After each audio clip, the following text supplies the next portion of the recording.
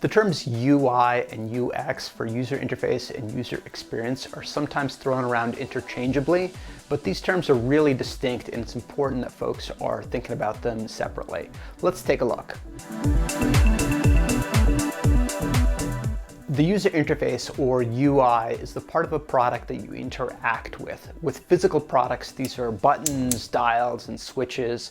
And similarly, with a digital product, these are the user interface controls. They can also be the voice interaction controls if you're using something like an Alexa or a Google Voice. The user interface in software products are dials, switches, controls, windows, and other user interface elements that you interact with.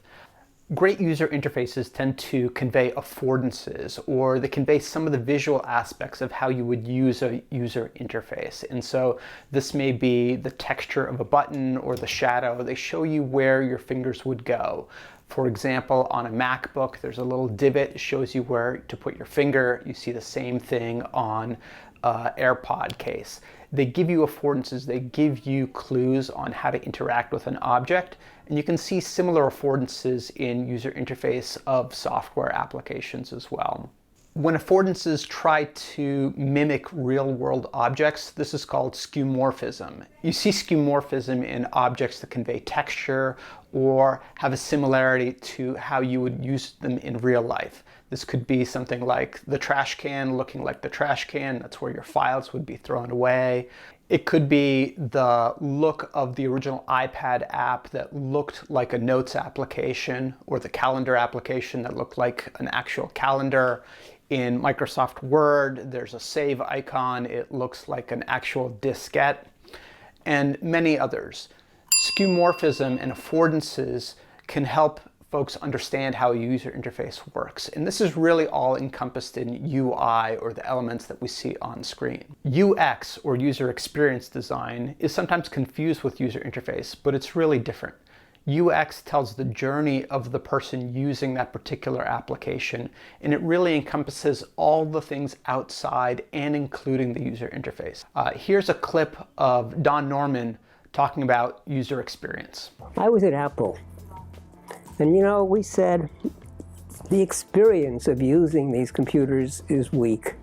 The experience, when you first discover it, when you see it in the store, when you buy it, when you, can't fit it into the car. It's in this great big box. It doesn't fit into the car. And when you finally do get it home, opening the box up and, it looks scary. I don't know if I dare put this computer together. All of that is user experience. It's everything that touches upon your experience with the product, and it may not even be near the product. It may be when you're telling somebody else about it.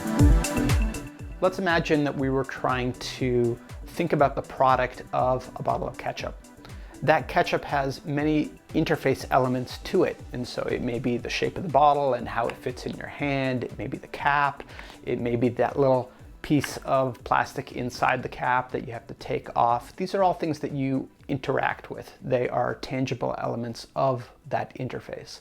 But the user experience of that ketchup bottle is very different. It encompasses all the things that you as a human want to experience when interacting with ketchup. It may be the taste of the ketchup, the smell of the ketchup, the look of that bottle, how easy it is to find in the store. It may encompass the ketchup pee that comes out when you initially squirt the ketchup bottle. It's how easy it is to recognize that particular brand. It may be the sound. It's everything that really encompasses that journey, that user experience journey of using the ketchup. It may incorporate elements of the user interface, but it's much larger. Many companies have user interface designers as part of their team, but it's really equally important that folks consider user experience in the greater journey that people are having with their products and services. The user experience will help you understand how people are interacting with the product, and they'll help you find gaps in what your product needs to do and how it really takes shape. A lot of people out there, a lot of designers call themselves user experience designers, and they don't really think about the end user experience. They just think about what's on screen. And so it's important, if you're calling yourself a user experience designer or developer, that you're thinking about the holistic journey of how people are using your products and services. UI and UX go hand in hand, but it's important to think about them distinctly. Thanks so much for joining me this week. I'm Raiz. Until the next one.